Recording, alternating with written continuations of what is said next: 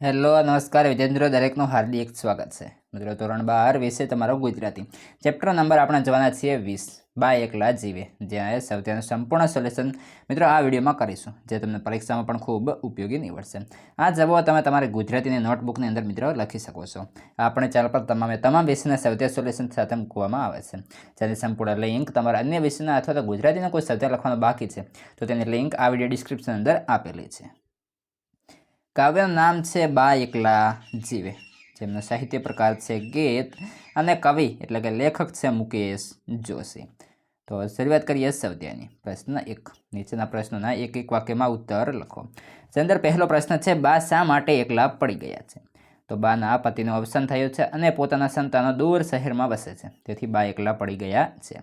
પ્રશ્ન 2, બાનું હેત એટલે કે વહાલ કેવું છે? બાનું હેત એટલે કે વહાલ રસગુલ્લાની ચાસણી જેવું છે। પ્રશ્ન 3, બા એકલા જીવે કાવ્યમાં બાની કઈ સમસ્યા વિશે વાત કરવામાં આવી છે? બા એકલા જીવે કાવ્યમાં બાની વર્ષોની એકલતાની સમસ્યાની વાત કરવામાં આવી છે। પ્રશ્ન 4, સુખનો હિંચકો કોણ ખાઈ રહ્યું છે? ભાઈ બહેન સાથે સુખનો હિંચકો ખાઈ રહ્યા છે। પ્રશ્ન 5, સુખડી બનાવી કોણ ખવડાવે છે? તો સુખડી બનાવી બા ખવડાવે છે। પ્રશ્ન 6, ઘરમાં કોણ પહેરો ભરે છે? ઘરમાં સુનકાર અને સન્નાટો પહેરો ભરે છે। પ્રશ્ન 7, બાના જીવતરની છત પરથી શું ખરે છે? તો કે બાના જીવતરની છત પરથી સુખરૂપી શ્વેત પોપડા ખરે છે। મિત્રો વિડીયો સારો લાગે છે તો લાઇક, કોમેન્ટ અને શેર પણ કરી દઈશું। પ્રશ્ન નંબર 8, પ્રેમ થયેલા દાદા શું નથી કરી શકતા? તો પ્રેમ થયેલા દાદા બાના આંસુ નથી લૂછી શકતા। પ્રશ્ન 9, બા શેનાથી બીતા નથી? તો બા મૃત્યુથી બીતા નથી।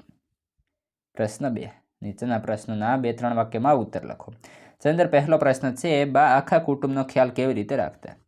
તો બા આખા કુટુંબના તમામ સભ્યોને ખૂબ વહાલ કરતા। બા સૌને સુખડીમાં ઘી રેડીને ખવડાવતા। તેઓ સંતાનોને પગભર ઊભા રહેવાનું બળ આપતા। જીવનમાં પગભર ઊભા થવા કેમ રહેવાય, સ્વાવલંબી કેમ બનાય એ શીખવાડતા।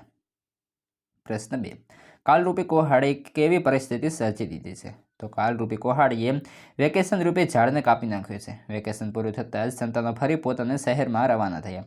આથી ઘરમાં સુનકાર અને સન્નાટો છવાઈ ગયો। હવે સુનકાર અને સન્નાટાએ ઘરમાં જાણે પહેરો ભરી રહ્યા છે, જેથી ફરીથી કોઈ બાળકરૂપી પંખી બાના લાડ પામવા આવી ન શકે।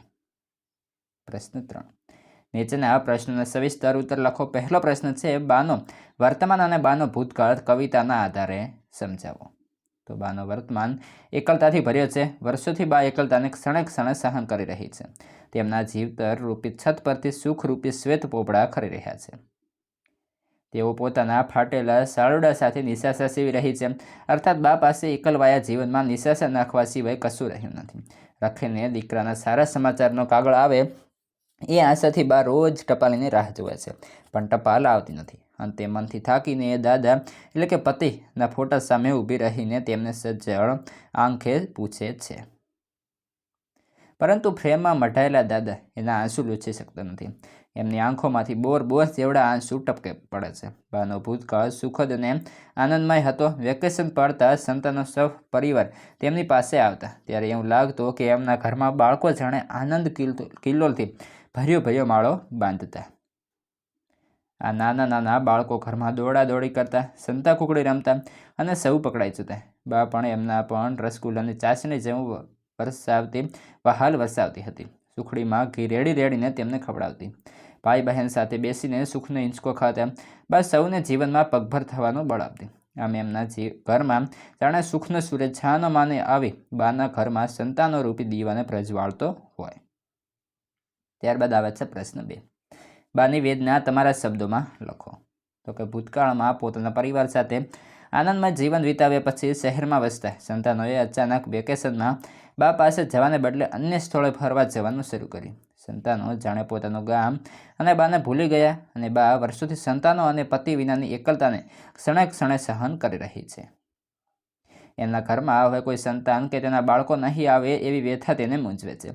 એના ઘરમાં સુનકાર અને સન્નાટો છવાઈ ગયા છે। બાએ સૌના સ્વપ્ન સાકાર કર્યા, પણ આજે બાના સ્વપ્ન સાકાર કરવાનું કોઈને પડી નથી। તેમના જીવતર રૂપી છત પરથી સુખરૂપી શ્વેત પોપડો ખરી પડ્યા છે। તેઓ પોતાના ફાટેલા સરોડાની જાણે નિશાસાથી સીવી રહી છે। અર્થાત બા પાસે એકલવાયા જીવનમાં નિશાસા નાખવા સિવાય કશું રહ્યું નથી. રખેને દીકરાનો કાગળ આવે અને સારા સમાચાર આપે એ આશાથી એ રોજ ટપાલીની રાહ જુએ છે, પણ ટપાલ આવતી નથી. અંતે મનથી ભાંગી પડેલી એ દાદાના ફોટા સામે ઊભી રહી તેમને સજાળ આંખે પૂછે છે, પરંતુ ફ્રેમમાં મટાયેલા દાદા એના આંસુ લૂછી શકતા નથી. બાની આંખમાંથી બોર જેવડા આંસુ ટપકી પડે છે. મિત્રો, આ હતું તમારા સંપૂર્ણ સૌત્યાનું સોલ્યુશન. હવે આગળનું સૌત્યા સોલ્યુશન આ વિડીયો ડિસ્ક્રિપ્શનમાંથી મળી જશે.